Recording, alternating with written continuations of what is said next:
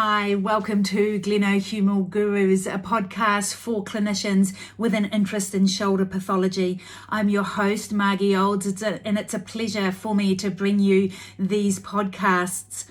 The aim for the podcast is to deliver some clinically relevant content for you. I plan to interview people from all over the globe and talk to clinicians and researchers and anybody with an interest in shoulder pathology so that we can learn how to help these people better. So settle in and enjoy the podcast.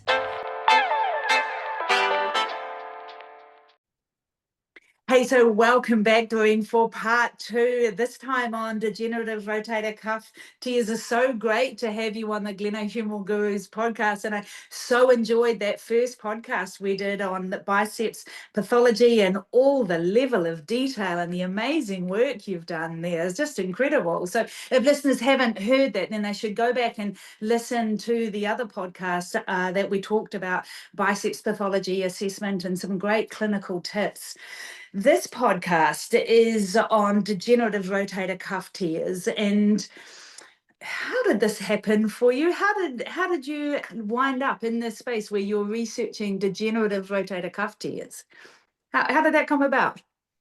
Yeah, well, thanks for having me back, Margie. Always a pleasure. My research area has shifted. So I started working on the athletic shoulder. Now I'm more into the more elderly shoulder. Not that the elderly people cannot be athletic anymore, but more into the degenerative rotator cuff tears. And I think that's a really fascinating subject because when we are looking at degenerative rotator cuff tears, we know that there's a high chance for developing a degenerative rotator cuff tear with increasing age. So if you have the chance to get old enough, you will have a degenerative tear some point in time. It's like having gray hair. You cannot avoid it. It's going to happen sometimes. And the really fascinating thing about this is that it initially starts asymptomatic. So you have a tear, you have that structural problem, but actually you do not have any symptoms. You do not have any pain. You can function very well. So you do not have any problems. But the chances are like in 1/3 to 50% of the patients that in a period of time, you will develop symptoms. And that is interesting because why does somebody with the same structural problem will develop symptoms over time and another person will not? Or is it a matter of time and will everybody will get symptoms if they have the chance to be old enough or get old enough? So that's really an important question and an interesting question that I try to answer in this research that I'm doing now. So what are the risk factors for that symptom development in a previously asymptomatic degenerative rotator cuff tear? And so it's so fascinating, isn't it, when you think about that, where people would have the tear and be asymptomatic, which is what we've been told from the clinicians. Like lots of people are sitting in their rest homes with asymptomatic cuff tears, but some of them are symptomatic, isn't it? Can you give us a bit of a synopsis of the other research done in that space, the risk factors that you are looking at or that other people have found? Well, there are not a lot of research about this topic because it's quite difficult to examine and to research because you want to evaluate people who do not have any symptoms but with a tear. So how do you come up with those kind of people? Yes. So that's very difficult to recruit those kind of non-patients actually. But the studies that have been performed, there are like 4 or 5. What they saw is, or they're mainly studies with people coming into a medical department. They get with a shoulder problem on one side, but not a shoulder problem on the other side. Yes. Yeah. So they have a tear on one side, but they do medical imaging on both sides and they discover a tear on the other side that is asymptomatic. So all the studies are including these kind of patients. So with an asymptomatic and a symptomatic tear, and they follow them up over time. So that's these type of longitudinal studies, but they give them some interesting insights into the natural progression of those rotator cuff tears. And what they saw is that, the majority of patients with a rotator cuff tear are asymptomatic. The only exception is a patient with a subscap tear. These ones are most commonly symptomatic, so that's also important to consider. Now, in the other ones, the asymptomatic ones, so not with a subscapularis tear, if they have a tear but no symptoms, could we really say that the tear is the source of the problem? Maybe. And why does it come that some tears become painful and others not? So what does this research been doing is they saw that there is a factor of tear progression. So they saw in like half of the patients that became symptomatic that there was a progression in tear size, and that might be a factor. Then we have also the other half that did not have any tear progression but developed symptoms, or that has tear progression but did not develop symptoms. So how is that related? So it can explain something, but not all. Okay. And so then there's other researches that says maybe it's not the tear progression, but it's the rate of tear progression that is most important. So if the rate of tear progression is slow, then the shoulder has a high capacity for adaptation to these slow changes in biomechanics. If you have a more rapidly progressing tear, then maybe your shoulder has not enough time to adapt, and that's maybe the case in developing symptoms. So That's that is going to be also, such a hard thing to investigate, though, isn't it? Like, how would you know? How would you know that? That's like in terms of a research perspective, that's going to be very difficult to. You have to document then the change in tear size. Hey, yes, that is what we are going to do. So wow, actually, we're gonna recruit asymptomatic individuals, so yes, 65 plus. yes, Let them come for a diagnostic ultrasound, bilateral, and see who has a tear and who does not have a tear, and we will follow them up over yes. time. But most importantly, we will not tell them that they have a tear, because otherwise the next day they will have problems with their shoulder. And you have ethics for this study? We have ethics for this, yes. That's going to be so wonderful, isn't it? So wonderful Yeah, if it to works, tell. yes. And so we're thinking then that it might be about the level of accommodation from other shoulder muscles, depending on how fast the tear progresses. We're specifically, just to clarify, talking about a supraspinatus tear that extends posteriorly, maybe, because if they come anteriorly, that's what you're saying. Yeah. Yeah, well, it can be also a partial thickness tears going to a full thickness tears, and it can be Yes. indeed the size of the tear. But then again, if we look at the size, yeah, for this research, yeah, you can measure it, so Yes. that's okay. But if we look at the size, they often define it into there are small or medium or large tears Yes. based on the centimeters of tearing that is present. But actually, maybe we should also look at how our patient is, how large our patient is, or how small Yes. our patient is, and not look at the absolute size of the tear, but also see it relatively to the size of our patient. So that Mm, is also important. And if you look at literature defining the best strategy for small tears or medium or large tears, that can also be a confounding factor, yeah. making it very difficult to make conclusive decisions about some type of treatment. Mm. Do you think there are other factors in terms of obesity or smoking, or you will incorporate those kind of factors? Do you want to just talk to the listeners about how those factors impact tendon health? Do you think they're a factor in the progression of these tears? What do we Yes, know? that's a very good insight. Well, actually, we are investigating two distinct outcome measures. First of all, we have the biomechanical Mm, outcome measures. For instance, the deltoid, because the deltoid can take over some of the function of the rotator cuff. So that's an important muscle group to consider there. So that are some biomechanical factors, mainly focusing on the deltoid. And then we have some other factors, and that other factors are related to lifestyle. Um, Smoking, obesity, but also exercising, sleep, how is the sleep involved in this?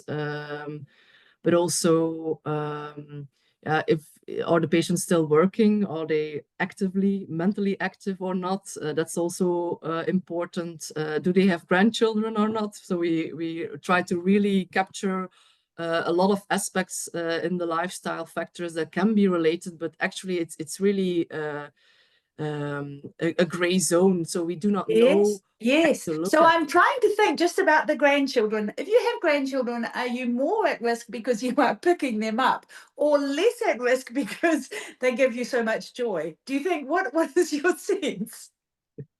Yeah, both can happen. I do not know. Very good question.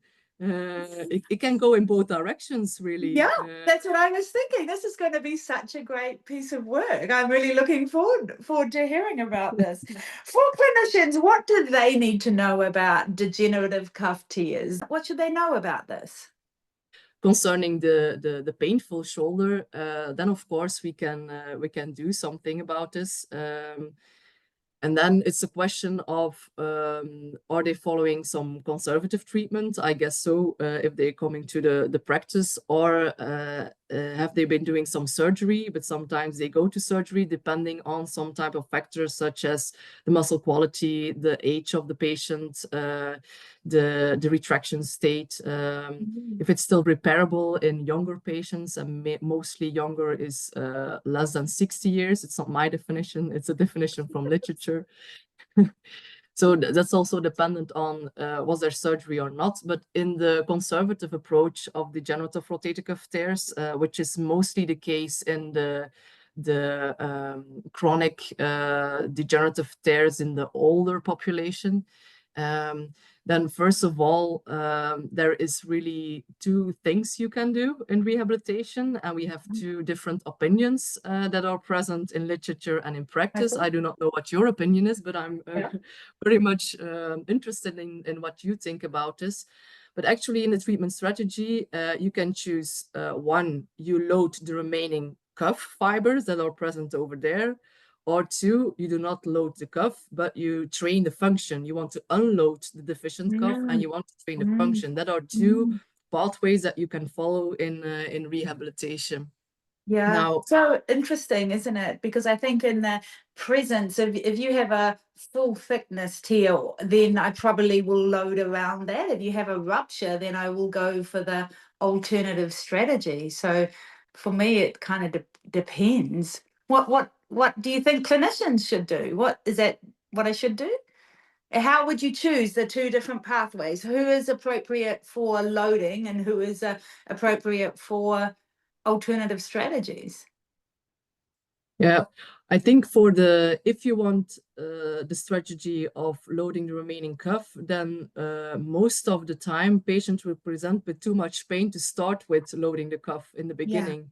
So the beginning of rehabilitation will be the same for both strategies, because you want to unload the cuff in the beginning.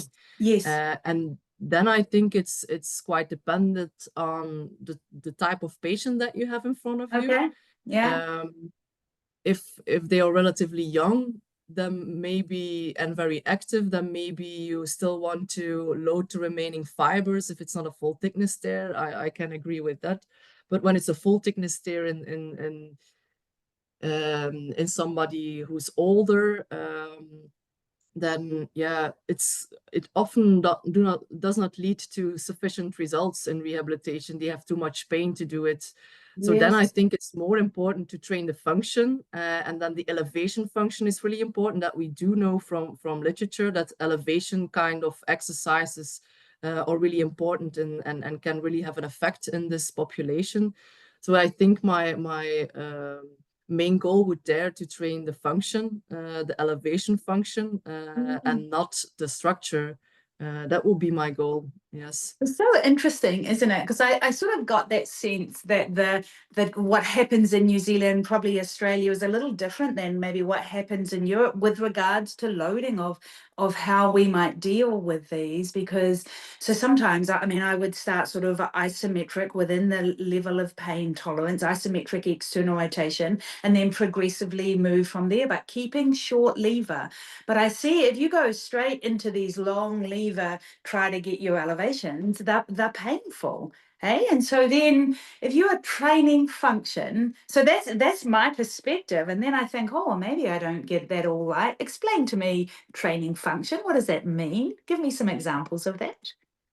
Yes, actually, we have two sets of exercise progressions over there to train function, and it's mainly targeting elevation function, just because it's functional for daily life activities. So the forward flexion is important for daily function. Now, what are the two exercise progressions? The one are the kind of semi-closed chain elevation exercises that progress into an open chain. Yes, yes. So those are the bench slides progressing to the wall slide exercises. And in our group, we did investigate it with EMG activity. We did not use fine wire, so that's a downside. We could not do this. But we had targeted the infraspinatus, not the supraspinatus then, because it's too deep and you cannot cover it with surface electrodes. And what we saw in this exercise progression, that there is an increased load on the deltoid muscle, but not that much on the rotator cuff muscle. So we keep the load on the infraspinatus quite low. We do not know anything about the supraspinatus, but we have an increase in deltoid activity to cover for the function of the rotator cuff. Okay. And the same is actually... Which is, I look at that kind of research, I'm like, why are they doing that? You know, that's why. But now I understand. It's like, why would you do that? Why wouldn't you just load the cuff? You know, but I understand. Yes, now that's clarified that. Thank you. You said there was another strategy? Yeah, the other one is the anterior deltoid program, Yes. or the Levy program is called. So it's an open chain, but you move like with a ball in the upward direction, make small movements, and then decrease the inclination of your trunk. Yes. And we see actually the same there. So we can train the elevation function without much load on the cuff. Okay. And we do see, because patients, I don't know what is with you, Margie, but patients with these type of rotator cuff tears, they have a lot of pain in the beginning. So their main complaint is pain. So when we then load the cuff too much, it will be more painful, and that's not what they want, especially not in the beginning.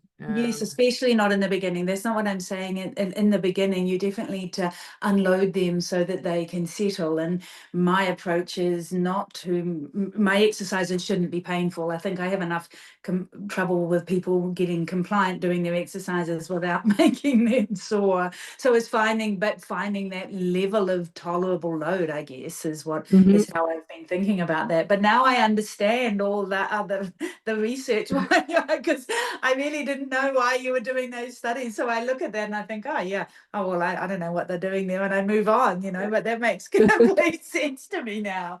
Can you tell me, for the people in New Zealand, our system here very clearly, or tries to clearly differentiate between a traumatic tear versus an atraumatic tear or degenerative tear. Are they the same thing? Should I think about degenerative tears as being always atraumatic? Well, can you help us there in any space? Yeah, that's also a very nuanced answer and a very nuanced question, maybe. Well, actually, if we look at rotator cuff tears, you could say we have two distinct groups. We have the acute traumatic tears and the degenerative chronic tears. Yes. Actually, in clinical practice, and it's also confirmed by scientific evidence, it's more subtle than those two distinctions. And also your rehabilitation depends on what is really going on and which type of tear that you have. So when we are looking at the literature, they actually define three different groups. So we have group one, which is the group that we are talking about until now. So the degenerative chronic rotator cuff tears, the full thickness tears, the large tears, the irreparable tears in the older population. So then we have our initial conservative treatment that's important.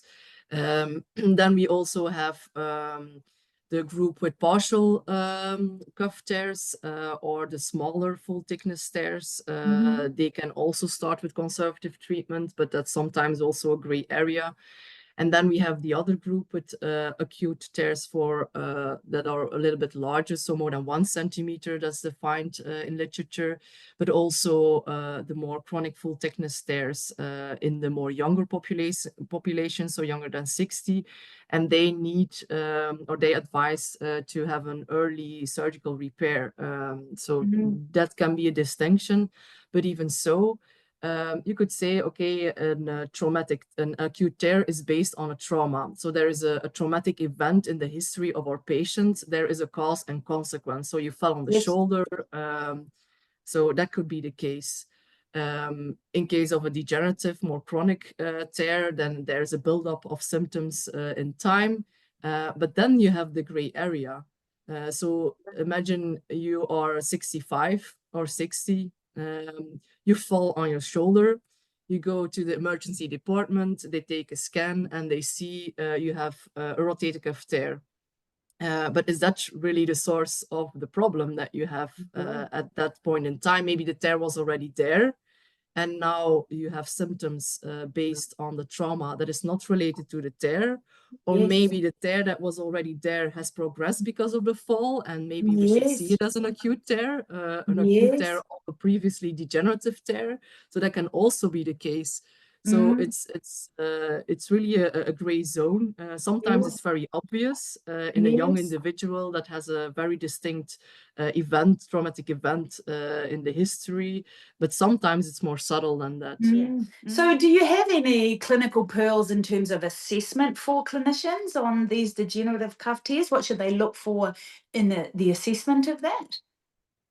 Yeah, I think there are actually 3 important factors in the assessment of a patient with a degenerative tear. So how can we recognize a patient in our clinical practice?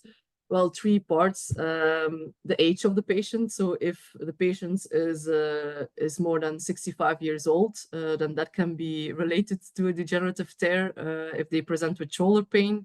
And second, if they cannot sleep on the shoulder, if they experience pain at night, that's also a very important factor. And third, when they have a painful external rotation against resistance and also maybe weakened. I think these 3 aspects are very likely to be present in your patient with a degenerative tear.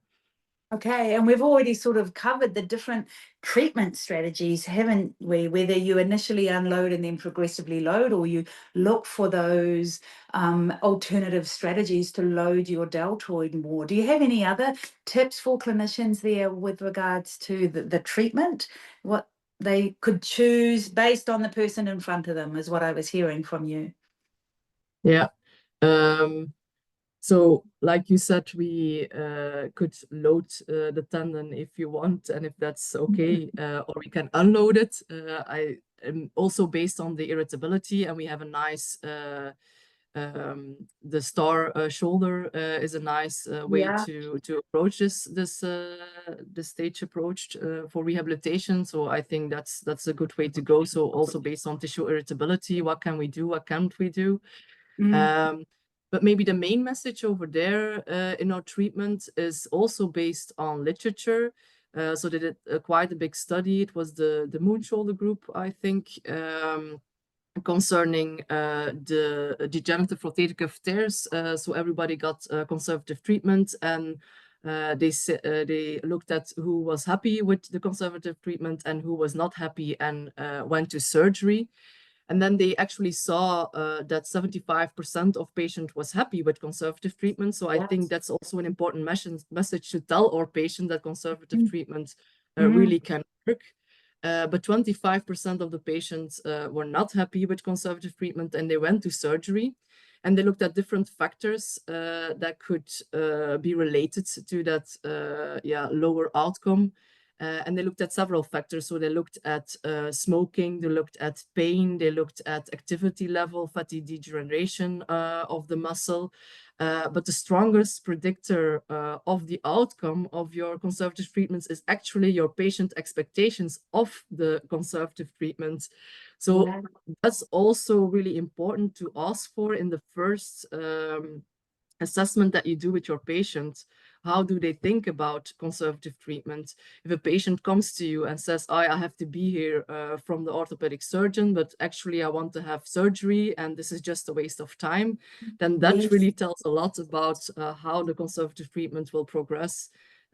Or you have a patient that says, oh no, I'm here because I want to and I want to get better and I believe that this is the way to go and that you can help me. Yeah, that's a different story.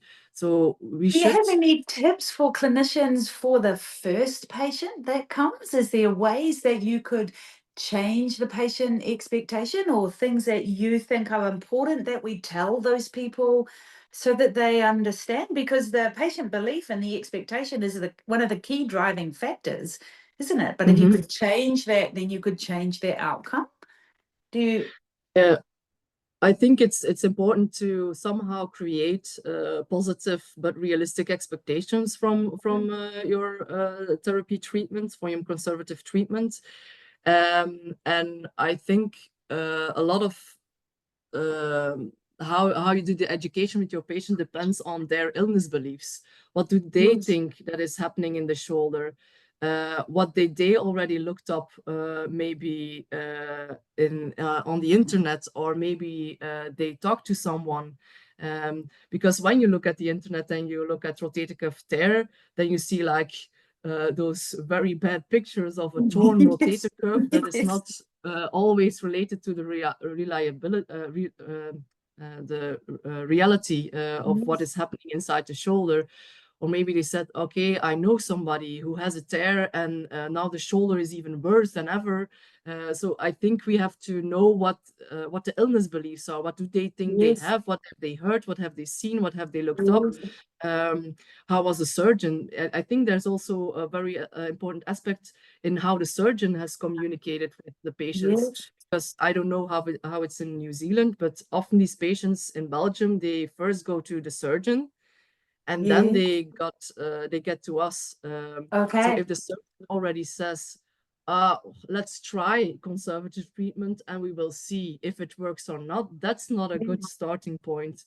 So that's always the thing that I ask, what information do you already have about your problem? And then that's the starting point for me in order to, what education do I have to give?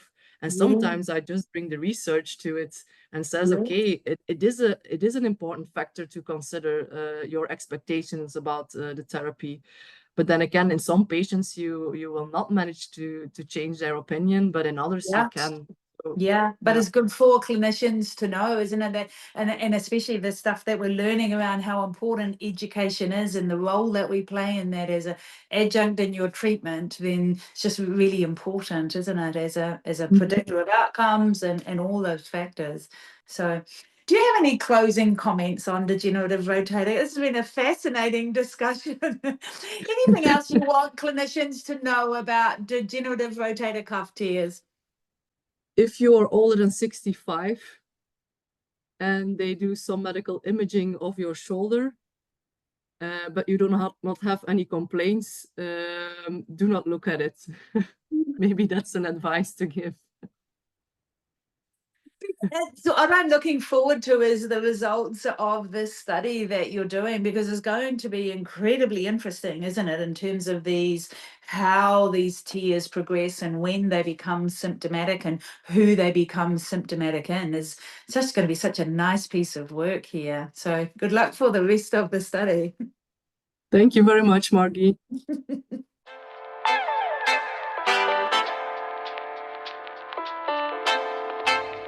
Thanks for joining us for today's podcast. I hope you've really enjoyed this content. You found some clinically useful tidbits and some of the content has been thought-provoking.